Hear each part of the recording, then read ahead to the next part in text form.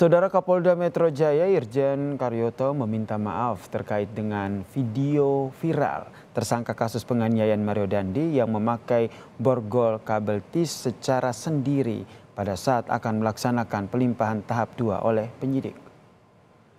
Selain mengapresiasi kritikan dan juga meminta maaf, Kapolda Metro Jaya Irjen Karyoto akan melakukan pengusutan terhadap ada atau tidaknya pelanggaran SOP yang dilakukan oleh penyidik.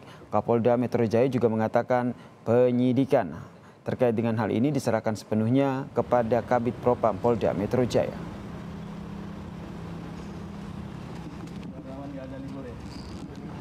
Saya terima dan saya terima kasih kepada netizen yang memberikan kritikan, masukan terhadap penanganan yang seolah-olah seperti privilege.